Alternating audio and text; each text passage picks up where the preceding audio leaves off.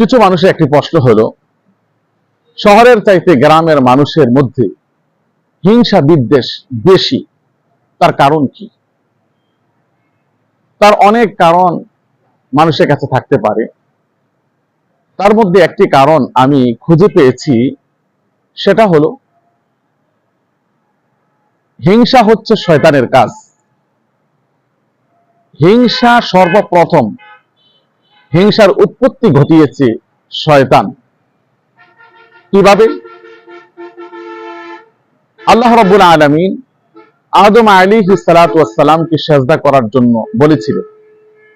শয়তান বিভিন্ন যুক্তি দেখিয়ে সে হিংসা করে আদম আলাইহিস সালামকে সিজদা করেনি। শয়তান যদিও শিক্ষিত মানুষ, কিন্তু হিংসা নামক এই মিশনটা মানুষের মাঝে বিস্তার করে দেওয়ার জন্য সে মূর্খ মানুষের উপর ভর করে, মূর্খ মানুষের মাধ্যমে এই মিশনটাকে মানুষের মাঝে সে ছড়িয়ে দেয়। শহরের চাইতে গ্রামের মানুষ একটু মূর্খ। গ্রামের চাইতে শহরের মানুষ সবসময় ব্যস্ত থাকে। যেহেতু শহরের চাইতে গ্রামের মানুষ অলস, অকর্মঠ এবং মূর্খ, আর মূর্খ মানুষ, অলস মানুষের ব্রেনের মধ্যে শয়তান বেশি গুড়গুড় করে। মূর্খ মানুষের, অলস মানুষের ব্রেন হচ্ছে শয়তানের আড্ডাখানা। এই জন্য শহরের চাইতে গ্রামের মানুষের মাঝে হিংসা বিদ্বেষটা বেশি।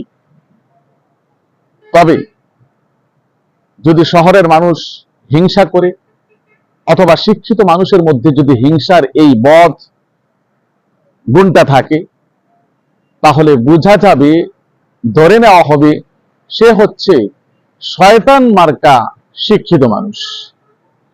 হিংসা হচ্ছে এমন একটি বদ আমল, যার মধ্যে থাকবে তার সমস্ত আমল বরবাদ হয়ে যাবে।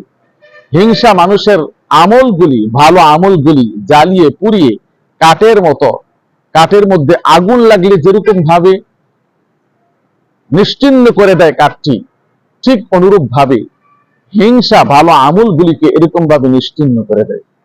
এই জন্য উচিত হলো সবার মাঝ থেকে হিংসাটা দূর করে দেওয়া, হিংসা অন্তরের মধ্যে না রাখা। আল্লাহ তাআলা আমাদের সবাইকে তৌফিক দান করুন। আমিন।